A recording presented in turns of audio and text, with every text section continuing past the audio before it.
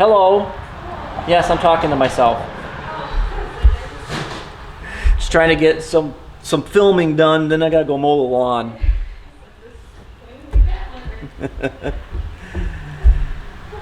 Oh, where'd I leave off? Okay.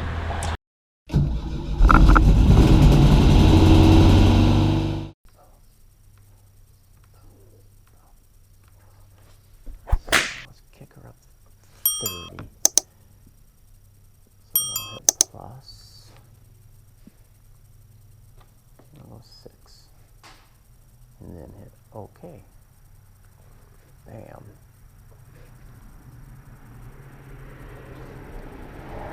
I'll increase the timing some.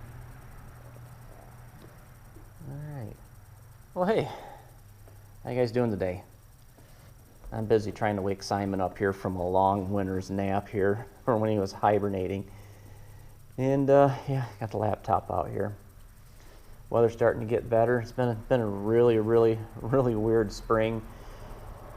And as you guys have been following, you know, I kept Simon downstairs, and if it was warm, it was raining.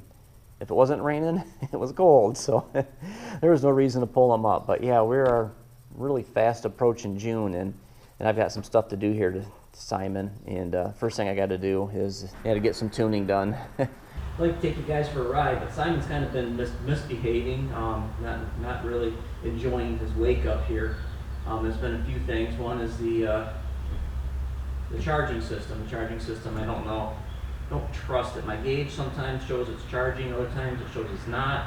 The light on the dash does go off, so the alternator must be working somewhat. And I noticed that a little bit last summer, and it's going to keep an eye on. The other thing is, I still kind of got to get them tuned, and in order to tune them, I got to have the O2 sensor working, and that's been kind of not cooperating either. Well, one of the things I'm going to do is do a calibration. We recommend calibrating them every few months, and I haven't calibrated it all since last fall before I put them away.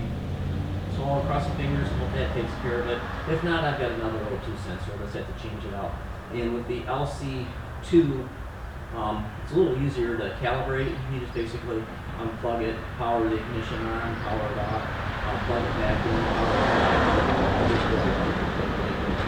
the old LC1 was a pain in the butt. There was a button and you had to do a step this and step that, but yeah, I'm glad that LC2 is a little bit better. But what I can do for you is we'll do a cold start. Make a little bit of noise, back Simon out of the garage so I can make room to show you what else I've got going on here. So yeah, hold on.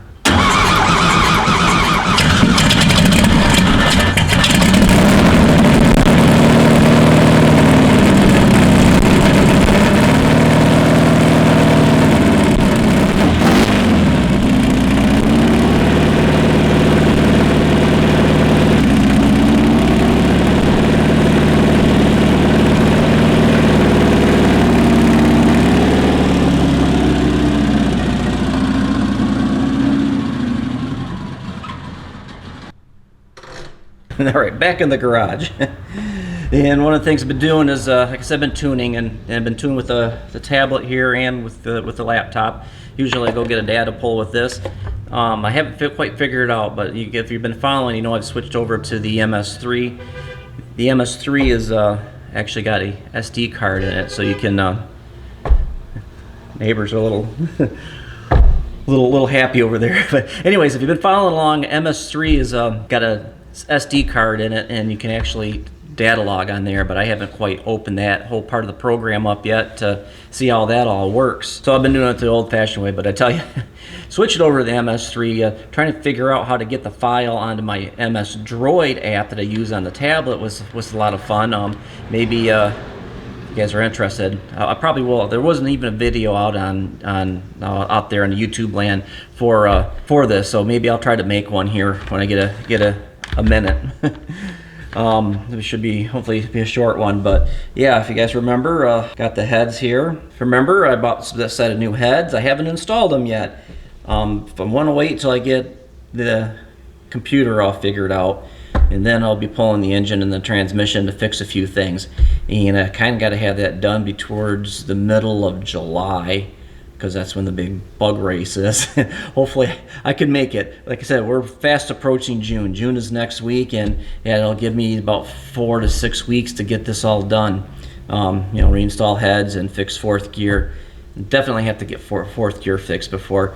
And if I don't make it, you know, there's always the fall bug run, but the summer bug run is usually a lot more fun because you never know what the weather's going to be like in October when they do the fall bug run. I'm not saying that one's not fun, but it's always weather permitting. But what I've been doing, what I wanted to update you guys with, is the old intake manifolds. You can see I don't have this one ported yet, and I've got a lot of work to do on this one. But what I do have is one to show you. So let's get over there and see what it looks like. All right, we slid down in the garage a little bit to where I've been doing the port work, and show you what we got here. Yeah, there's the difference.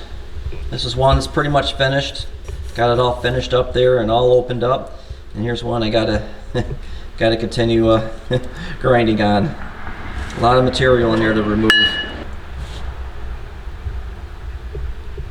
I'm not a professional when it comes to doing this. I've just been working on it through years, trying. I don't own a flow bench. A flow bench is kind of how they test these for the flow rate. And the Dub Shop, he's actually got the set, actually 2 sets. He's got an unported and a ported set he's been working on, getting some numbers through a flow bench. He just purchased one. He's been having fun with it. Something I should think about doing, since I kind of do enjoy doing this. And with these ports, being the way the runners are, you know, they do flow a little different from one side to one side. That's kind of what he did notice between the stock and the set that he ground on. And the set he's working on is kind of like what I got on the car right now.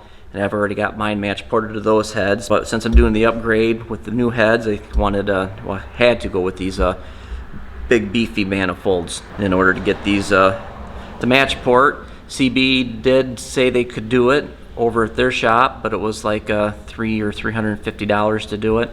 I decided to save on that money, and what I've got so far, I'm figuring I got about 4 to 6 hours on this one. So if you figured 4 to 6 hours on the other one, that's about 12 hours. And if you do the math, it's roughly $25, $29 an hour. So if your time's worth more than that, you could have them do it. Me, I'm kind of doing this kind of slowly. I knew I had time, so I decided I wanted to match port them myself. And to me, they're looking pretty good.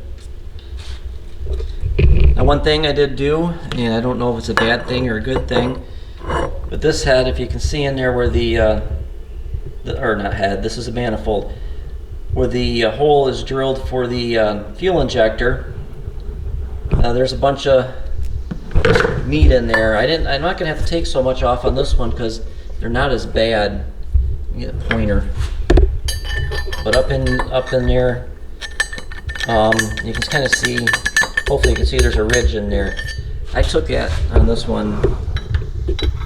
Really, this one was a lot longer because this is a different casting than that one. I think this is their newer casting.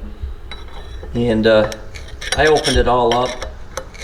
Like I said, this was really long. And the reason I opened them up is I'm thinking that the way the injectors, they don't really spray in a stream. They kind of spray and they come out in a bigger pattern. And my theory of thinking is kind of want to get that, to do that in that port. So it'll, what's the word? I want to say emulsify. Maybe it's emulsify. So it spreads out and enters the chamber in a bigger, instead of just coming down in a solid stream. It'll be more of a mist. Yeah, we'll use the word mist. I'm sure there's a technical word that I can't think of. But anyways, that was why I did that. Another thing I did notice on these, where I got my scratch marks on here, this surface was not flat. I took a file to it and got it as flat as possible. Probably better even have it re-ground, but you want that flat. I know there's some people that say they don't use a gasket, and man, you're really relying on how flat this surface is and how flat the surface is on the heads over there. And then they just put some silicone in there, and I'm going to run a gasket. I've always run gaskets. I hear that there's a lot of silicone out there that does not like gasoline, and you know what goes through here, gasoline. So yeah, you really got to make sure that those surfaces are flat. I think that's like Mercedes-Benz theory, you know, that they don't need a gasket because their machine work is impeccable. All right, another thing, I'm going to show a couple pictures. I think I can find them on my phone, but I found this little bugger. This little bugger was up in the intake manifold, up in there, up on the top ridge. It was kind of, if we look at it, it was kind of sitting in there like this. And what that is a leftover piece of casting. And as I was sitting here porting, I didn't even see it until I lit up this part. I wanted to see how everything was looking up a little further in there because it was kind of dark. So I actually lit this part of the intake up, and I seen that in there. I'm not noticing it on the other one, but man, imagine that would have been like if that would have like dislodged and come through and either held a valve open or maybe like embedded itself on a piston. It would not have been good. Okay, what I'm going to do here is show you a couple of the tools I use. The main cutter and the main workhorse is this carbide bit. Get a good look at that. This is the largest. I've got 3 of these, and I've got a medium-sized one on a longer shaft that I've never used. I thought I was going to probably need it to get up in spots a lot deeper, but I never really have to go any further when I'm doing heads or these manifolds than this will do. Since I've got the square port and it's you know, got nice big curves in it and stuff, I didn't need to run the smaller one. But yeah, all 3 of them look like this. They're just different size diameters. I don't use any of the pointer ones or anything. And then the other thing I do use is a Dremel. And this is also another workhorse. And I like the flexible shaft just because it's a lot easier to work with. And I've got 2 sizes of these sanding bits here. Hopefully you guys can see that. But sanding drums, I guess you call them. And that's pretty much how I do all the finishing work on there. And I did not need... I got 2 sizes of these too, but very rarely do I ever use the smaller one. This is the larger of the 2. And I know there's one more tool, and I should have purchased them when I found them on eBay, that they use. Get in here to put kind of like a hex pattern in. I don't know what they're called, and for the life of me, I can't find them on eBay again. So I've never really had too much problem running this finish on there. It seems to work pretty good. But then again, you know, like I said, I don't have a flow bench, so I don't know what the numbers are going to be. But my understanding, just from reading and talking to other people, that you don't want, I know they call it a port and polish, but on the intake runners, you don't want a smooth, you know, super glassy smooth. You kind of want a little bit of a rough surface. Like, again, like it kind of keeps that fuel charge just suspended or emulsified or misty. Whatever word you want to use. But yeah, you don't really want a glossy smooth. Now, I've never practiced it, but I hear like on the combustion chamber, it's really good to have a smoother surface in there. I guess that kind of helps keep the carbon from building up on the cylinder head surface. But yeah, I've never really practiced that. But yeah, I can't wait to try these bad boys out. But first, I gotta get back to grinding. So yeah, keep cruising, shifting those gears, and enjoying the ride. We'll catch you next time. See ya.